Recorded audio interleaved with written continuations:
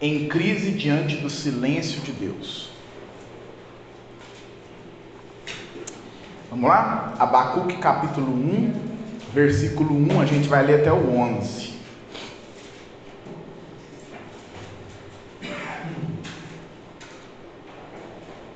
Diz assim o texto: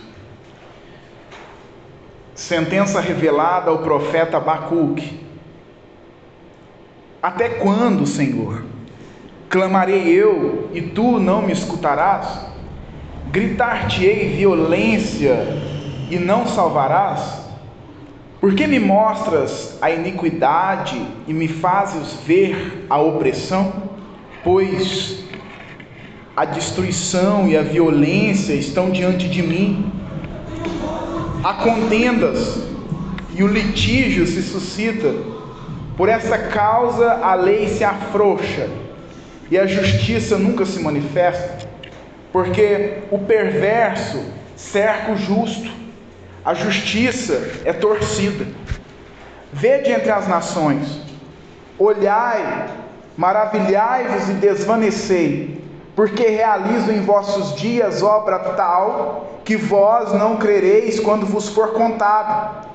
Pois eis que suscito os caldeus, nação amarga e impetuosa, que marcham pela largura da terra, para apoderar-se de moradas que não são suas.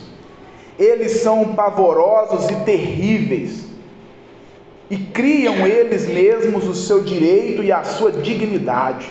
Os seus cavalos são mais ligeiros do que os leopardos, mais ferozes do que os lobos ao anoitecer são os seus cavaleiros que se espalham por toda parte. Sim, os seus cavaleiros chegam de longe, voam como águia que se precipita a devorar. Eles todos vêm para fazer violência.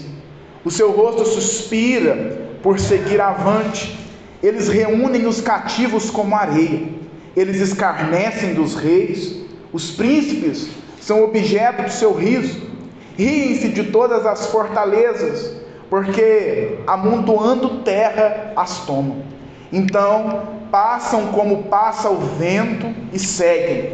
Fazem-se culpados estes cujo poder é o seu Deus.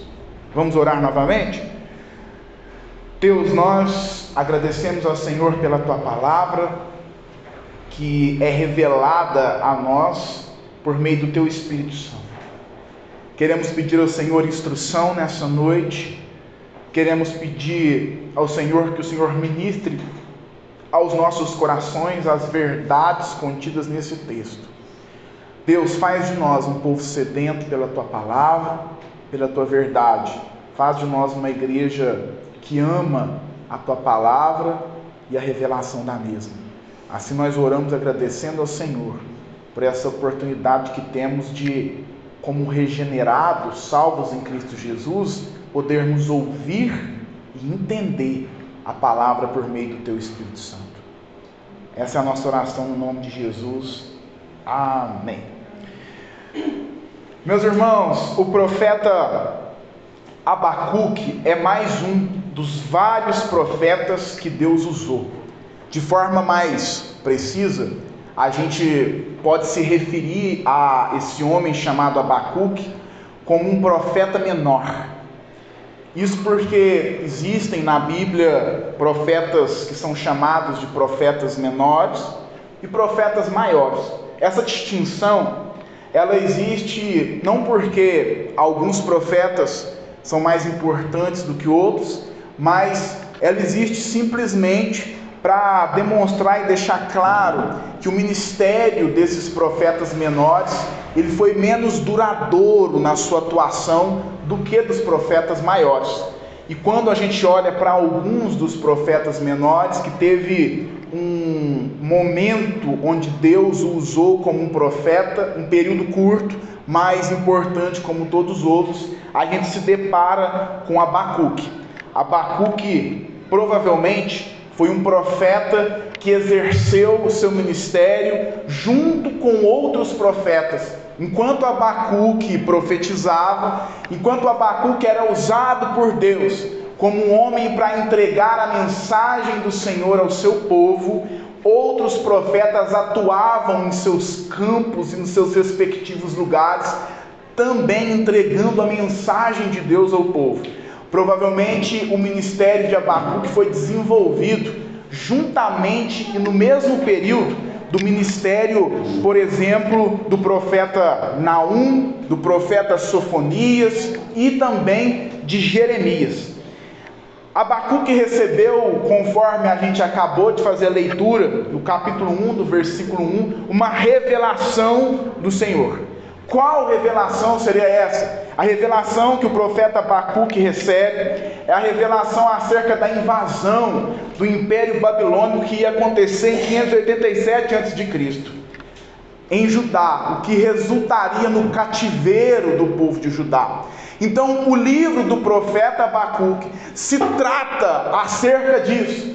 Fala acerca da revelação que esse profeta recebe, trazendo um alerta para o seu povo, trazendo um alerta para o povo de Judá, como quem dizendo: prepare-se, o povo babilônico virá. E a identidade do profeta Abacuque, ela é uma identidade assim, obscura, porque a Bíblia não fala muito sobre esse homem. É um homem misterioso, porque a Bíblia não tem muitas informações acerca dele. O próprio nome do profeta Abacuque, por meio de toda a Bíblia, é mencionado apenas 2 vezes. Uma, a gente acabou de fazer a leitura, que é no versículo 1 do primeiro capítulo do seu próprio livro, e a segunda, lá no capítulo 3 do seu mesmo livro, no versículo 1. Mas essas menções não trazem junto com esse nome algumas informações adicionais para a gente saber quem era esse Abacuque. Então não tem como a gente situar muito bem acerca de quem foi esse homem,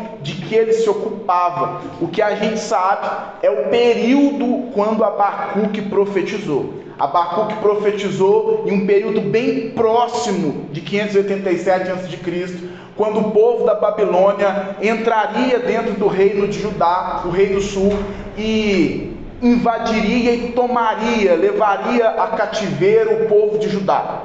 Isso é o que a gente pode saber acerca desse profeta. Alguns chegam a mencionar, defender, que Abacuque poderia ser um levita, já que o capítulo 3 é endereçado para ser usado como uma forma de canto. Se você olhar o capítulo 3 do livro do Abacuque, a gente vai chegar lá, se Deus permitir, a gente vai perceber e ver que é um salmo que está ali. Mas isso é uma possibilidade assim, um tanto quanto incerta, já que outros personagens da Bíblia que não faziam parte também da tribo de Levi, também eram importantes músicos que compunham músicas para serem usadas em meio à trajetória do povo de Israel, como o próprio Davi, que era da tribo de Judá e não da tribo de Levi. Mas, se a identidade de Abacuque é obscura, a personalidade desse profeta não é. A gente pode decifrar com muita facilidade a personalidade de Abacuque. Abacuque era um homem extremamente sincero. Abacuque era um homem que em seu diálogo com Deus fazia questão de zelar pela sinceridade. Era um servo fiel a Deus, porque demonstrou fé no Senhor em meio a esses 3 capítulos onde declama a sua profecia para o povo de Judá. E é extremamente ousado na forma como conversa com o Senhor. Porque o livro do profeta Abacuque se trata acerca de um diálogo de um profeta com Deus. Geralmente, o que a gente vê nos livros acerca de outros profetas, pelo menos na maioria deles, a gente vê um profeta representando o Senhor e declamando a sua mensagem, advertindo o povo de Deus. Mas o que a gente vai ver no livro do profeta Abacuque é um profeta dando uma queixa do que tem passado para Deus. Então, o livro do profeta Abacuque se trata de um diálogo com um homem que é bastante sincero na sua forma de dirigir ao Senhor.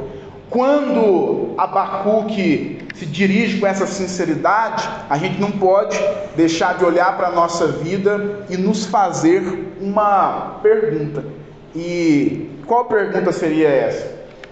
Somos uma pessoa sincera no nosso relacionamento com Deus? Uma pergunta retórica. Você é uma pessoa muito sincera? Se sim, você vai se identificar muito com o que o profeta Abacuque demonstra em meio à sua profecia. E a gente tem que entender que Deus, ele não se sente ofendido pela nossa sinceridade, quando essa sinceridade ela é manifestada para a glória de Deus. Abacuque é sincero na sua oração, mas Abacuque se curva com a sua sinceridade diante de um Deus soberano, quando esse Deus revela a sua vontade, revela os seus planos, revela o seu propósito em meio ao caos. Abacuque é um homem que vai demonstrar fé de si em um Deus soberano e vai mostrar a fé sendo um representante do povo que permanecia fiel em um período onde o povo de Judá vivia em total caos, vivia em total frouxidão espiritual, vivia em total apatia espiritual. A gente vai perceber isso muito bem no desenrolar do texto, mas se a gente der uma olhada então já para o versículo número 2, depois da gente tratar de algumas questões introdutórias, a gente vai começar a perceber o profeta Abacuque se dirigindo ao Senhor. E olha a forma como o profeta faz isso. Até quando, Senhor? Clamarei eu, e tu não me escutarás? Gritar-te-ei violência, e não salvarás? A queixa do profeta Abacuque é uma queixa comum, usada por nós, uma queixa comum que a gente usa quando a gente está diante de um silêncio divino, uma queixa comum que nós usamos quando temos uma causa e colocamos essa causa diante do Senhor, e a resposta que recebemos é o silêncio de Deus. Abacuque está clamando: Deus, até quando eu enfrentarei essa situação? Abacuque é sincero: até quando eu vou gritar para o Senhor o que eu estou vendo, e o Senhor não vai me salvar, não vai me tirar dessa situação? Se a gente olhar por toda a Bíblia, Abacuque não é o primeiro personagem da Bíblia a se dirigir ao Senhor dessa forma, a dizer para o Senhor: até quando viverei tal situação? Até quando viverei tal silêncio de sua parte? Se a gente olhasse, por exemplo, o Salmo de número 13, os versículos 1 e 2, a gente poderia ver que o salmista se dirige de uma forma muito parecida com a que Abacuque se dirigiu aqui ao Senhor. E essa expressão, a forma como o profeta vai até o Senhor, ela deixa claro que esse profeta está desgastado. Está desgastado da situação que ele está vivendo, desgastado e cansado do que ele está enfrentando. Não é difícil perceber, por meio do versículo número 2, que provavelmente, com toda certeza, Abacuque já tem clamado e orado ao Senhor, pedindo uma resposta do Senhor por reiteradas vezes. A forma como Abacuque se dirige ao Senhor no versículo 2 parece ser um clamor repetitivo, sabe? Parece ser uma causa repetitiva, parecida com aquelas causas que por vezes nós colocamos diante de Deus, e o que recebemos como resposta é nada mais do que o silêncio. E meus irmãos, por muitas vezes, e não se esqueça disso, por favor, por muitas vezes na nossa caminhada cristã, como Abacuque, nós vamos clamar, nós vamos gritar ao Senhor, e nós vamos ter como resposta o silêncio divino. Não teremos todos os nossos clamores respondidos, Possa ser que em algum momento a resposta do Senhor para nós seja o silêncio, assim como foi para Abacuque. E meus irmãos, um dos maiores desafios para um cristão é continuar crendo, é continuar perseverando, mesmo quando não há nenhum resquício, sabe, de resposta sobrenatural. Mesmo quando a situação não se converge diante do nosso clamor. Há alguns cristãos que precisam de ver algo sobrenatural para continuar perseverando na sua fé. Há alguns cristãos que, se não verem um milagre sobrenatural, se não verem o cego enxergar, se não verem o cadeirante se levantar, abandonam a sua fé. Parece que os sinais miraculosos para esses cristãos pautam a sua fé, quando que na verdade, muitas vezes, meus irmãos, nós vamos colocar as nossas causas diante do Senhor e não vamos contemplar grandes milagres sobrenaturais. Possa ser que sim, a cura não venha, possa ser que sim, o quadro não mude tanto, e o desafio da vida cristã é continuar crendo quando as coisas não estão dando certo. Abacuque está desgastado. A expressão de Abacuque é: Senhor, até quando? Até quando? Será que o Senhor não está me escutando? Meus irmãos, a sensação do profeta, quando de forma desesperada grita ao Senhor, se queixa ao Senhor, é a mesma que nós sentimos quando parece que os ouvidos do Senhor estão fechados para a nossa oração. E há momentos na nossa vida que isso acontece sim. Se ainda não aconteceu com você, vai acontecer provavelmente. Acontece, porque o Senhor por vezes testa a nossa fé, porque o Senhor por vezes nos coloca em um estado de espera em meio àquilo que nós temos para apresentar para Ele. E a sensação que temos às vezes é a mesma que Abacuque está tendo. Olha a interrogativa que Abacuque fez para o Senhor: o Senhor não está me escutando? Às vezes será assim. E meus irmãos, é bem verdade que às vezes, em alguns momentos, o silêncio de Deus, em algumas circunstâncias, é mais perturbador do que a própria circunstância.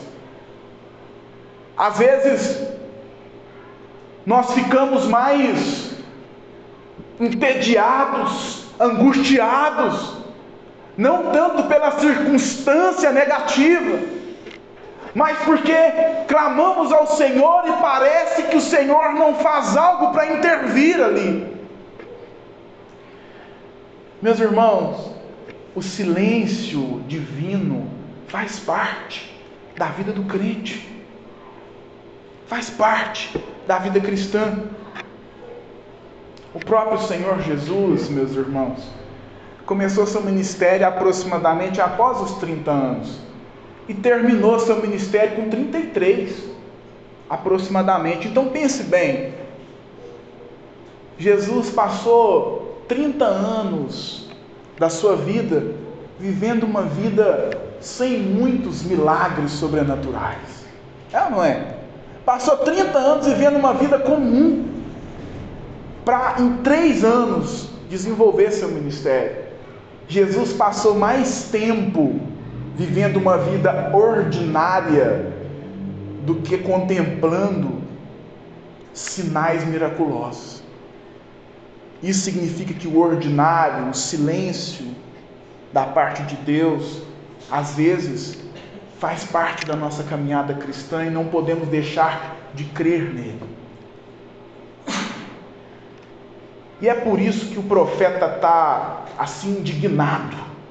Como um bom profeta do povo de Judá, o que Abacuque está expressando aqui, entre os versículos 2 e versículo 4, é algo que está um pouco distante do que ele conhece acerca do Senhor. Parece que a teologia de Abacuque, o que ele sabe sobre Deus, o Deus justo e reto que ele conhece, parece estar divorciado da vida prática, parece estar divorciado do que ele está testemunhando, e é por isso que ele está tão indignado, assim como por vezes nós ficamos indignados com algumas situações, não é? Às vezes a gente olha para o mundo caótico que vivemos e pensamos: por que Deus não faz nada? Por quê? Por que acontece tantas injustiças diante de um Deus soberano que é justo, e aparentemente esse Deus parece não tomar providências? É esse o sentimento que Abacuque está sentindo. Ele se dirige ao Senhor usando um termo interessante. Eu grito, Abacuque está dizendo, violência, e o Senhor não me escuta. A palavra violência aqui é a mesma palavra que o autor do livro do Gênesis usou para mostrar como estava o mundo antes do dilúvio. Se você der uma olhada lá no livro de Gênesis capítulo 6, versículos 11 ao 13, você vai ver essa mesma palavrinha lá, violência. No original é a mesma palavra, é o mesmo termo. Quando o autor do Gênesis quis demonstrar que o mundo não tinha mais solução, quando o autor do Gênesis quis mostrar que o mundo precisava de uma providência, que o mundo era um caos nos tempos de Noé, ele usou a mesma palavra que Abacuque está usando aqui. Abacuque está dizendo que o contexto dele, que a situação dele não é tão diferente do que aquele povo estava vivendo no livro de Gênesis. E Abacuque espera justiça. Lá no livro de Gênesis, quando o povo se comportava com essa tal violência, o Senhor enviou um juízo, o Senhor enviou um dilúvio, o Senhor desfez toda a humanidade para recomeçá-la com Noé. E agora Abacuque parece clamar e esperar como resposta divina isso. No versículo 3, Abacuque continua interrogando o Senhor com termos interessantes. Ele diz: olha, por que me mostras a iniquidade e me fazes ver a opressão? Pois a destruição e a violência estão diante de mim, há contendas e o litígio se suscita. Aqui o texto parece começar a se explicar melhor, não é? No versículo 2 a gente está vendo o sentimento desesperado do profeta, mas agora já no versículo 3 a gente consegue entender um pouco, pelo menos, do que estava acontecendo no período e no contexto do profeta Abacuque. O desespero de Abacuque vai se tornando mais compreensível à medida que ele vai falando mais acerca da situação. Meus irmãos, geralmente as adversidades que aquele povo enfrentava naquela época eram causadas por inimigos externos, ou seja, geralmente os problemas que o povo de Judá tinha eram problemas causados por inimigos que viviam próximo a Judá, nas redondezas daquele povo, que era um povo muito visado. E a gente percebe que até hoje aquela região é extremamente visada por outros países. Mas o que Abacuque está acusando aqui não é um problema externo. Abacuque está acusando acerca de um problema interno. Abacuque está dizendo que o povo de Judá, o povo escolhido do Senhor, está vivendo uma vida entregue às suas paixões, vivendo uma vida entregue à corrupção. A liderança de Judá está corrompida, os costumes daquele povo estão torcidos, a lei do Senhor é negligenciada. O povo que o Senhor ordenou a santidade, dizendo: sede santos, porque eu sou santo, é um povo que está mergulhado na iniquidade. E Abacuque está dizendo: Deus, se o Senhor está me mostrando essa iniquidade, qual é o motivo que eu tenho para vê-la? É como se Abacuque dissesse: Deus, por que é que o Senhor está me mostrando tudo que está acontecendo? Por que é que eu sou um profeta que testemunha tudo isso, se o Senhor não está fazendo nada? Por quê? A interrogativa de Abacuque é de alguém que espera a ação de Deus, mas essa ação não vem. O que ele enxerga e o que ele vê diante dele é o silêncio. É o silêncio. Abacuque está tão desesperado que comete um erro parecido com o que por vezes nós podemos cometer. Abacuque está tão desesperado que esse profeta, servo do Senhor, parece formular a ideia de que Deus perdeu o controle da situação. Porque Abacuque, no seu diálogo com Deus, pelo menos em um primeiro momento, ele é um homem um tanto quanto autoritário para falar com o Senhor. Ele parece tentar dar ordens a Deus, dizendo: olha, até quando? O Senhor não está ouvindo, eu estou gritando, eu estou sofrendo, eu estou vendo a violência, e o Senhor não está fazendo nada. E por vezes, nós, pensando que Deus está fora do controle, agimos como Abacuque parece agir. Tentamos retirar o Senhor do trono, tentamos retirar os planos do Senhor do seu script, como se pudéssemos ter em nossas mãos a agenda de Deus. Abacuque parece estar desacreditando que Deus tomaria uma providência. E por vezes nós desacreditamos que o Senhor tomará uma providência acerca dos clamores que colocamos diante dele. Meus irmãos, não se enganem. O Senhor tomará providências acerca do que temos colocado diante dele em oração. Tomará providências. Talvez não serão providências como nós imaginamos e formulamos, mas tomará providência. Mas, apesar desse aspecto negativo presente na forma que Abacuque se dirige ao Senhor, Abacuque faz algo importante, que como igreja não podemos deixar de fazer.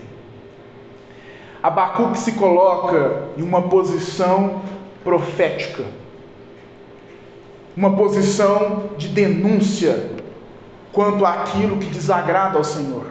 E meus irmãos, esse é um papel da igreja, esse é um papel meu, como parcela do corpo de Cristo, esse é um papel seu, como parcela do corpo de Cristo. Abacuque denuncia a iniquidade. Abacuque é um profeta que não se cala diante da corrupção. Abacuque é um profeta que não se cala diante da prática do pecado. E às vezes, meus irmãos, nós somos tendenciosos como cristãos, como crentes, a enxergar muito bem os pecados daqueles que estão lá fora. A gente é muito bom nisso, mas com isso por vezes negligenciamos.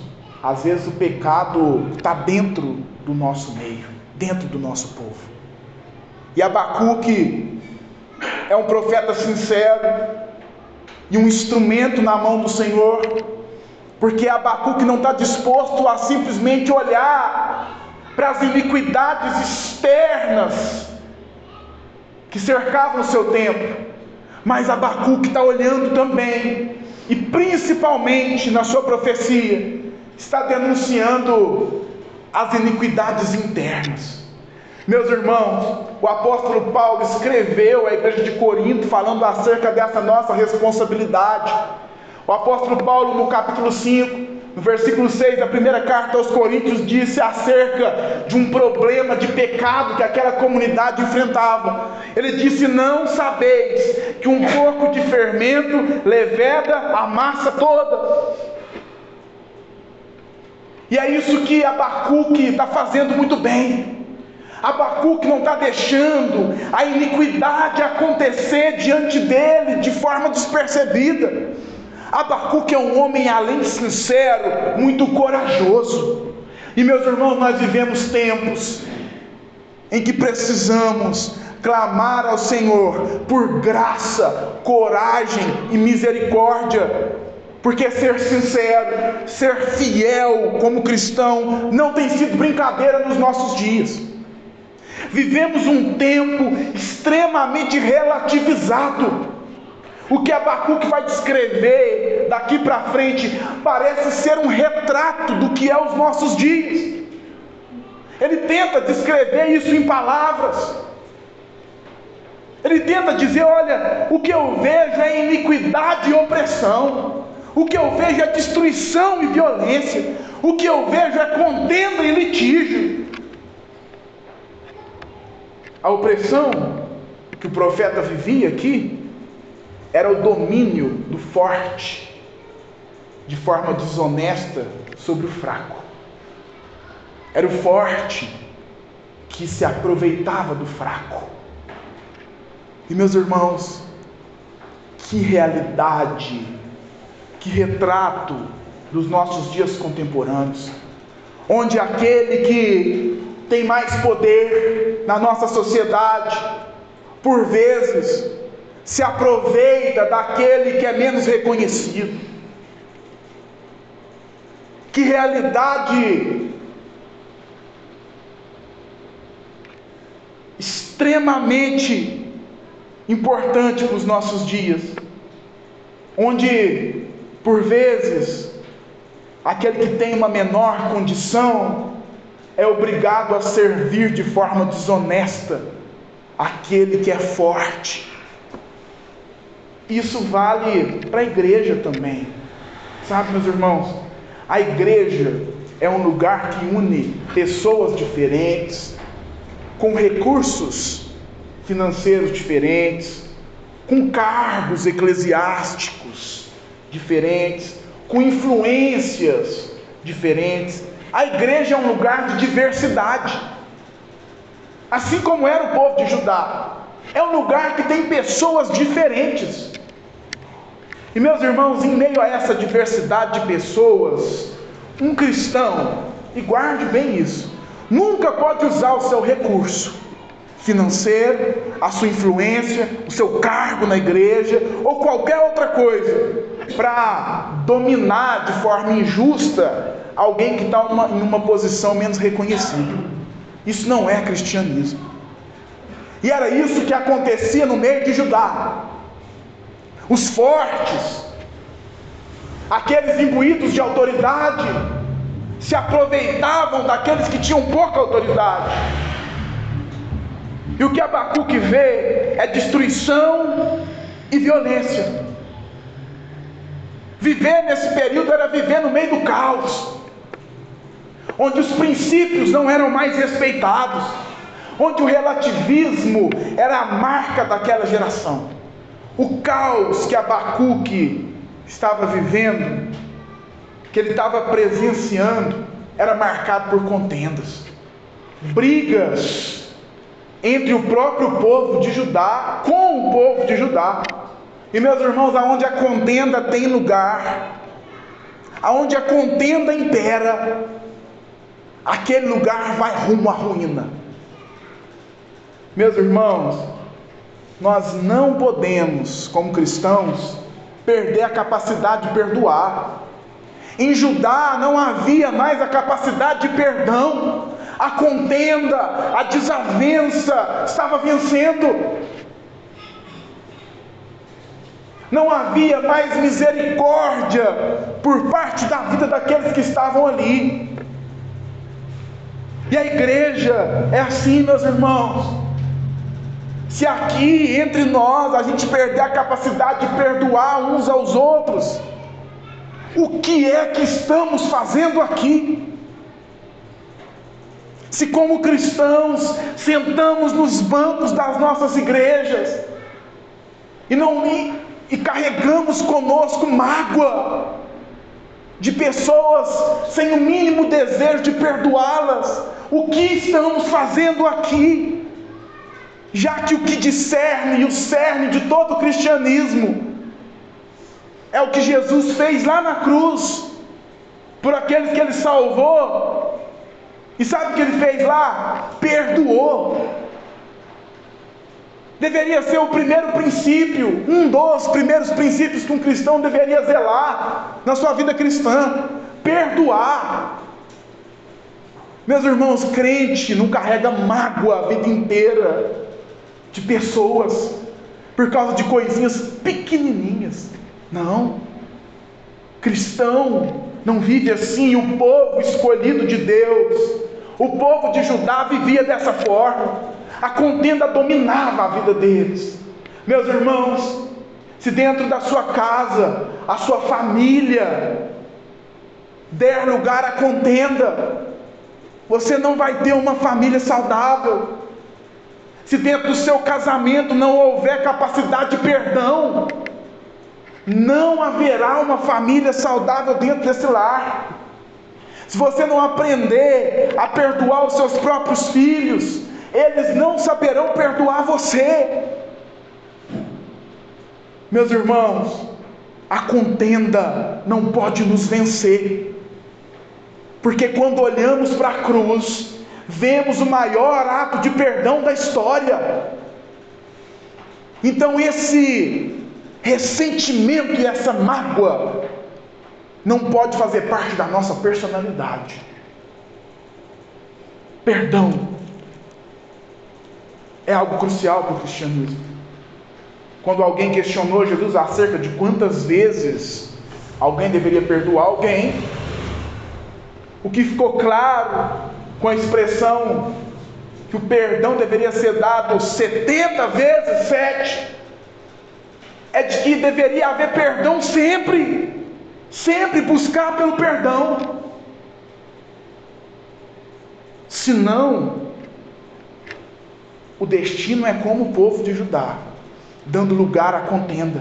Mas o litígio também dominava os costumes daquele povo, fazia parte do que Abacuque estava testemunhando. O que é o litígio? Uma palavra um pouquinho diferente, né? O que é o litígio? O litígio é a resolução de um problema no tribunal.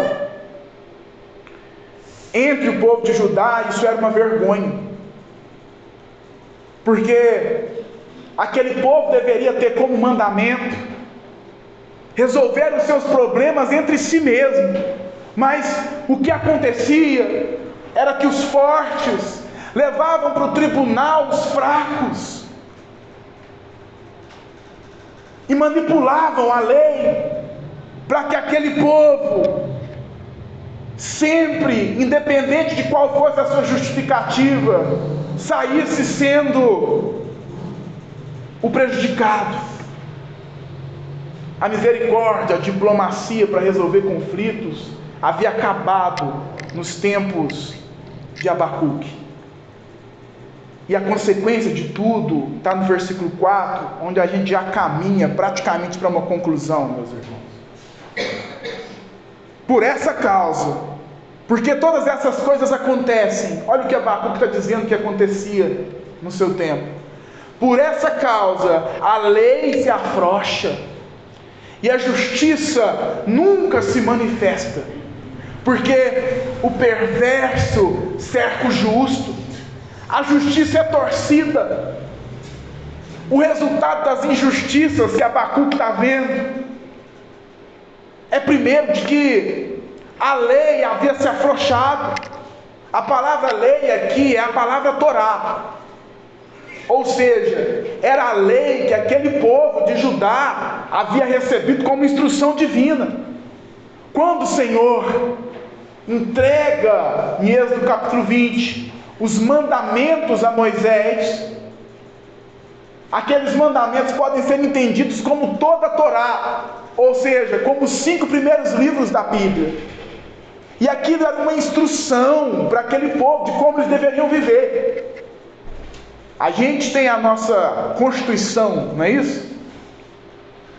Constituição brasileira, que nos ensina e nos demonstra como a gente deve viver como um cidadão, não é? Lá está explicadinho o que devemos e não devemos fazer.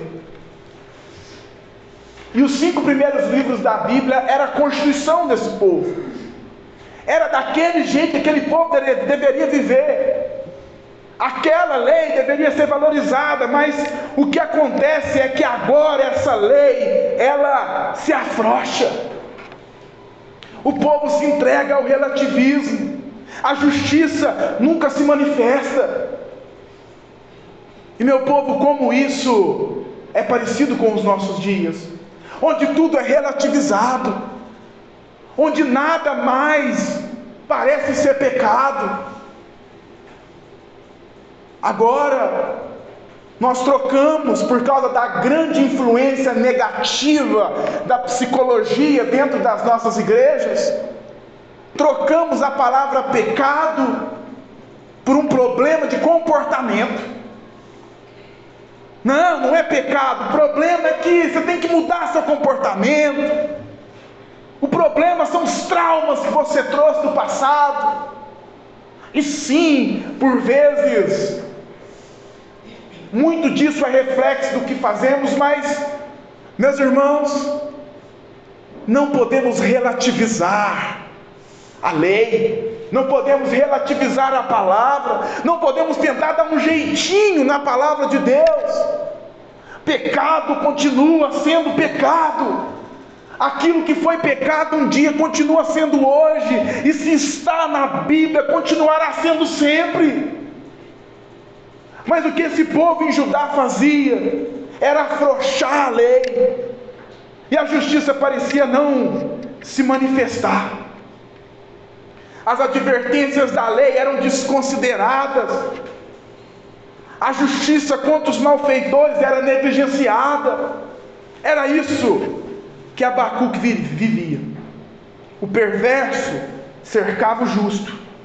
Os valores de Judá estavam invertidos, assim como nos nossos dias valores estão invertidos, meus irmãos. Aquilo que é certo virou errado, não é? Aquilo que é errado virou certo. Às vezes olhamos para os nossos dias atuais e dizemos: olha como o mundo está se tornando relativizado, olha como as coisas estão ficando invertidas. Mas na verdade, desde que Adão e Eva pecaram, e o pecado entrou na humanidade, no tempo de Abacuque, era isso que já acontecia. Relativismo, perda de princípios. Meus irmãos, talvez seja até um tanto quanto negativo descrever o contexto do que Abacuque está vivendo por meio de um sermão, de uma mensagem, mas a ideia é exatamente essa: que chegue um ponto onde você se sinta cansado de ouvir os problemas que Abacuque vivia, porque assim como você está formulando na sua mente, que está um pouco cansado já de ouvir por alguns minutos essa mensagem falando acerca só dos problemas que Abacuque enfrentava, era assim que Abacuque se sentia: cansado, angustiado, por causa de um povo que vivia entregue ao pecado. Mas a partir do versículo 5, e aqui a gente conclui, Deus vai responder o profeta. Versículo 5 vai dizer: vede entre as nações, olhai, maravilhai-vos e desvanecei, porque realizo em vossos dias obra tal que vós não crereis quando vos for contado. Meus irmãos, mesmo diante do desespero de Abacuque, em meio ao caos, em meio ao contexto caótico que vivia, o Senhor não estava com seus ouvidos tampados. O Senhor estava ouvindo o profeta o tempo todo. O Senhor estava ouvindo o clamor do profeta o tempo todo. O Senhor ouvia cada palavra de desespero desse homem de Deus. Meus irmãos, o Senhor está ouvindo cada clamor que fazemos como igreja de forma fiel. O Senhor ouve e sabe quando nós valorizamos a palavra, ao invés de nos rendermos ao relativismo liberal dos nossos dias. O Senhor sabe e ouve o seu clamor quando com fidelidade você clama a Ele por causa da sua situação.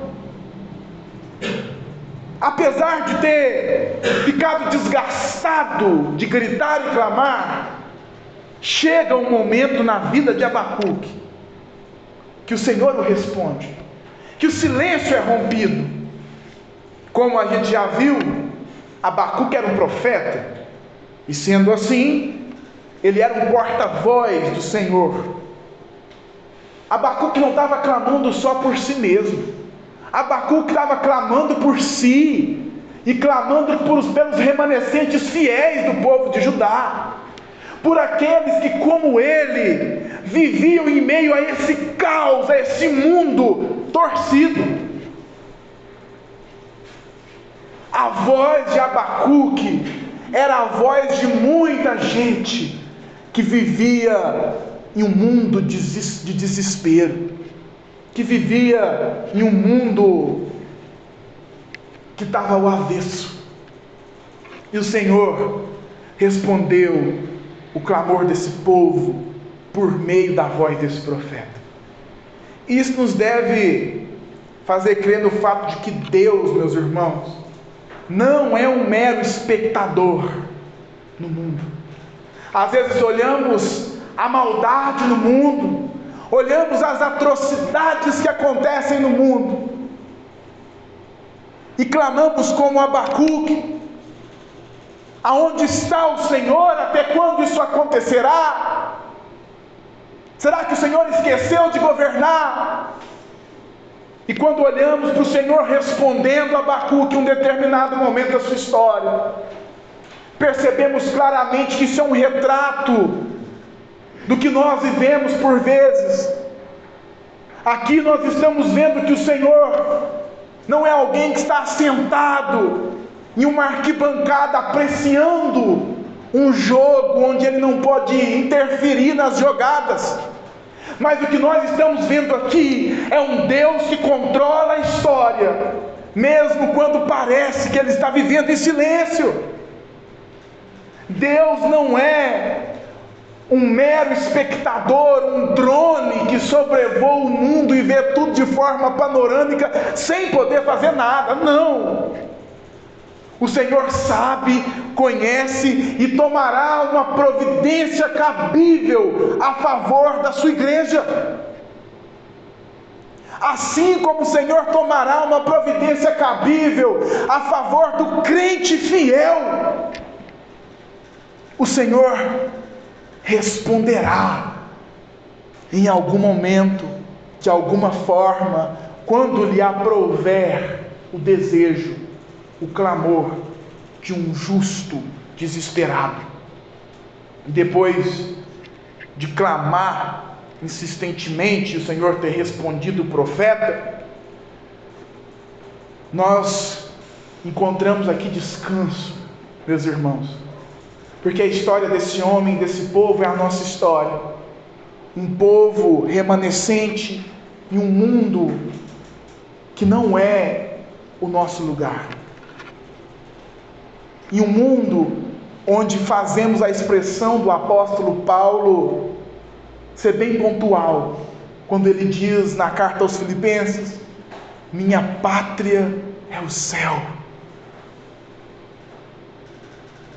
Um mundo onde nós nos encontramos como peregrinos que estamos de passagem.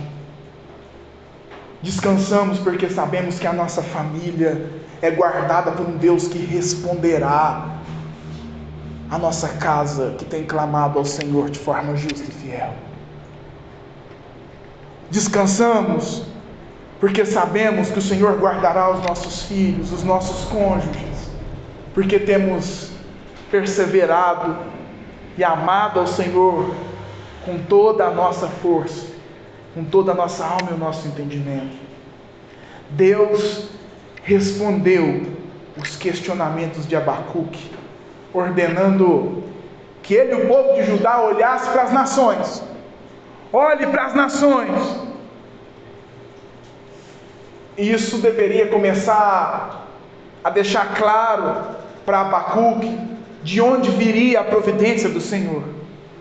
O Senhor está deixando claro que Ele não era só Deus de Judá.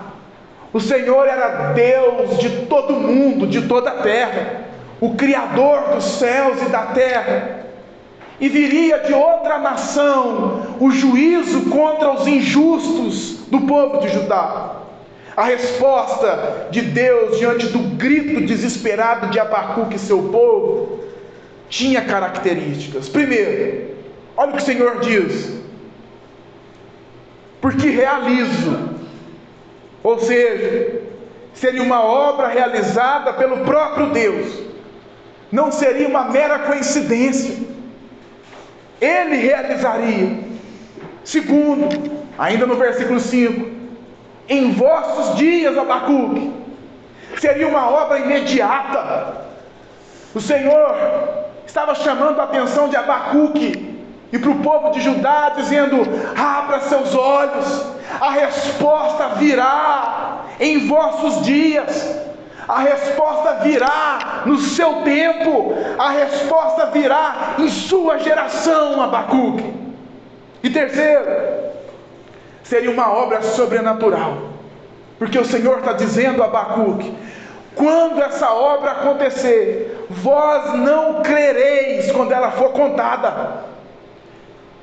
Deus está dizendo para Abacuque: Abacuque, preste atenção, meu servo, eu farei algo que você não vai acreditar, eu farei algo que vai além do que você pode imaginar que um Deus possa fazer. Abacuque está recebendo a seguinte mensagem do Senhor: eu sou muito maior, Abacuque, do que o que você pensa. Será que você tem acreditado de fato que eu tenho vivido na inércia, que eu não tenho escutado e visto diante de meus olhos, que como chamas de fogo enxergam tudo e a todos o que tem acontecido? E o Senhor revela o que vai dizer no versículo 6: pois eis que eu suscito os caldeus. Era isso que o Senhor faria. A queixa do profeta Abacuque era um grito de salvação, um grito de salvação daquele contexto de dificuldade. E a resposta do Senhor era um juízo iminente, imediato, contra o pecado de Judá. Meus irmãos, a gente vai perceber no desenrolar do livro do profeta Abacuque, na próxima mensagem mais precisamente, que essa não era bem a resposta que Abacuque esperava. Ele clamava ao Senhor, ele pedia ao Senhor uma resposta, mas quando o Senhor revelaria a ele como isso aconteceria, Abacuque, domingo que vem, às 19 horas, propaganda, aproveitar, Abacuque vai deixar claro que vai recuar em relação ao que o Senhor faria, porque os caldeus é uma menção que o Antigo Testamento usa, e é muito comum no Antigo Testamento usa para se referir aos babilônicos, ao povo da Babilônia. E o povo da Babilônia era um império extremamente poderoso, era um império extremamente poderoso que vinha crescendo de forma assustadora. Então provavelmente Abacuque sabia que o juízo viria, e como ele viria agora. Então é como se Abacuque dissesse: Senhor, eu até queria uma providência, mas não assim. Não precisava ser esse povo, não precisava ser desse jeito. E meus irmãos, isso é muito parecido com a gente, e nos ensina que Deus não está sujeito às nossas agendas, sabe? Deus, quando romper o silêncio dos nossos clamores, não vai rompê-lo da forma que a gente quer e responder da forma que a gente quer. A resposta do Senhor, por muitas vezes, é bem diferente da resposta que nós formulamos. Isso porque os nossos planos são infinitamente menores do que o do Senhor. A nossa visão é extremamente limitada diante da visão do Senhor. A nossa visão limitada a curto prazo não alcança a visão onipotente a longo prazo de todas as coisas como a do Senhor. Deus responderia a Abacuque, mas responderia do jeito dele. O Império Babilônico, meus irmãos, era tão poderoso que depois de menos de 20 anos, por exemplo, que esse império passou a existir, em 20 anos, a partir da sua existência, eles conseguiram dominar a Síria. Lembra da Síria, do livro do profeta Jonas? Os poderosos assírios caíram diante do Império Babilônico. Dominaram a Síria, dominaram a própria Palestina, dominaram o Egito, que era uma força poderosa naquele período. E era esse império que viria e dominaria o povo de Judá. Eu gostaria de encerrar com algumas conclusões bem rápidas e de chamar a atenção para que lá no seu lar, na sua casa, você meditasse a partir do versículo 5 até o 11, quais são as características que Abacuque diz, que o Senhor descreve para Abacuque do povo babilônico, de como eram cruéis, de como eram poderosos. E eu queria concluir com 4 coisinhas rápidas aqui acerca do que a gente viu até aqui. É um sermão bem mais introdutório, o nosso primeiro sermão quando começamos um livro, e acho que os irmãos já entenderam isso, mas a gente pode aprender muito aqui.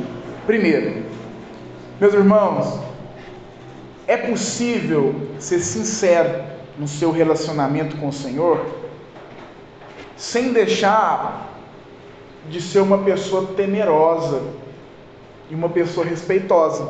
Às vezes no nosso relacionamento com Deus, não é? A gente parece tentar medir as palavras e a forma como falar com o Senhor, não é? A gente parece vestir uma capa de um personagem diferente, como se, olha, agora eu estou falando com Deus, então eu tenho que entrar nesse personagem e me dirigir dessa forma. O profeta Abacuque nos ensina que não é um problema ser sincero no nosso relacionamento com Deus. Abacuque está sendo sincero com o Senhor na sua oração. Ele está dizendo, olha Deus, parece que o Senhor não está me ouvindo. Ainda que soe a forma como Abacuque ora ao Senhor uma expressão um pouco autoritária, a gente aprende que quando a nossa sinceridade ela é desferida no nosso diálogo e relacionamento com o Senhor, mas ela nos faz cair de joelhos diante de um Deus soberano, como a gente vai ver lá no capítulo 3, que foi o que Abacuque fez, a nossa sinceridade pode ser usada de forma muito positiva no nosso relacionamento com o Senhor. É possível ser sincero no nosso diálogo com o Senhor e ainda assim ser um cristão fiel, temeroso, reverente e respeitoso. Segundo, a igreja, meus irmãos, é corrompida quando o pecado não é tratado. Igreja é assim, meus irmãos, ainda que eu seja muito novo, muito jovem, mas não precisa ter muita experiência para perceber essa verdade inquestionável. Se o pecado dentro da comunidade, dentro da igreja, não for tratado do púlpito, não for tratado, não for explicitado claramente, meus irmãos, o pecado se torna um câncer, o pecado se torna uma doença que se espalha dentro daquela igreja, dentro daquela comunidade, e logo, logo, ninguém mais corrige ninguém, logo, logo acontece o que aconteceu com Abacuque, a lei se afrouxa, se legaliza algumas práticas como se não fossem mais pecados, e se torna aquilo que a gente chama de relativismo. A igreja fica relativizada. Então o pecado tem que ser tratado. Com isso, eu não estou dizendo que nós somos e vamos ser, estamos em busca de ser uma igreja que não peca. É claro que a gente vai pecar, é claro que a gente vai errar, é claro que em algum momento a gente vai tropeçar no meio da caminhada. Mas o que eu quero que fique claro aqui é que o pecado deve ser tratado.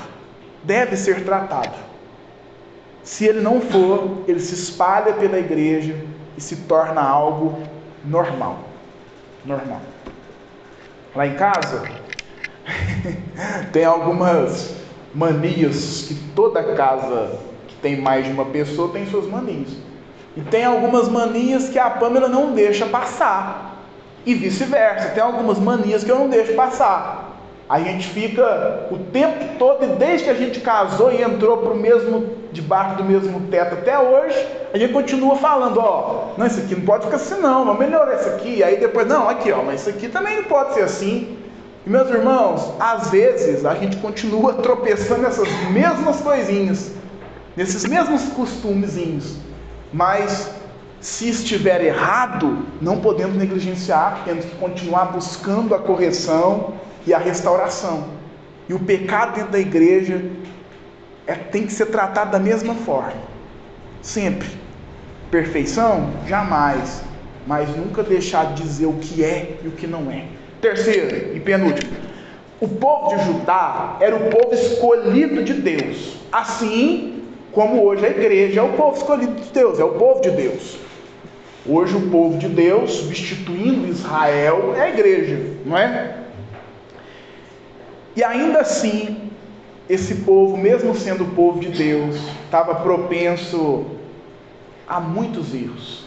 Meus irmãos, se a gente tem que tratar o pecado, e a gente aprendeu isso nesse texto, nós aprendemos que, mesmo sendo escolhidos de Deus, por vezes vamos pecar, vamos errar. Então, esse tratamento do pecado deve ser banhado de misericórdia, de graça, de amor. A igreja deve denunciar o pecado? Sim, mas nós não estamos aqui, meus irmãos, formando um exército. Isso aqui não é um exército, isso aqui é uma comunidade de amor, que ama um ao outro. E a forma que tratamos o pecado é de forma amorosa, misericordiosa, mesmo sendo verdadeira. Porque mesmo sendo igreja, mesmo sendo povo de Judá, estamos sendo propensos a errar todos os dias. E por muitas vezes, a gente vive muito tempo entregue a alguma corrupção do nosso coração. Vivemos, às vezes, errando em algumas práticas. E isso tem que ser tratado de forma misericordiosa e amorosa. E quarto e último, eu queria te convocar a te fazer um apelo. Se você está vivendo um tempo de crise, onde o que você parece ter como resposta do Senhor é o silêncio, isso não significa que o Senhor não te ama. Isso não significa que o Senhor te esqueceu. Isso não significa que o Senhor esqueceu sua família, esqueceu sua casa, esqueceu suas causas. Não significa. Acredite. Significa que, ainda assim, apesar do silêncio, Deus sabe exatamente o que está fazendo, como está fazendo. E acredite, ainda que seja um tempo angustiante, é bem melhor viver debaixo do seu caminho, dos seus planos. Com certeza são planos bem melhores do que os seus. Em algum momento, você com certeza entenderá isso.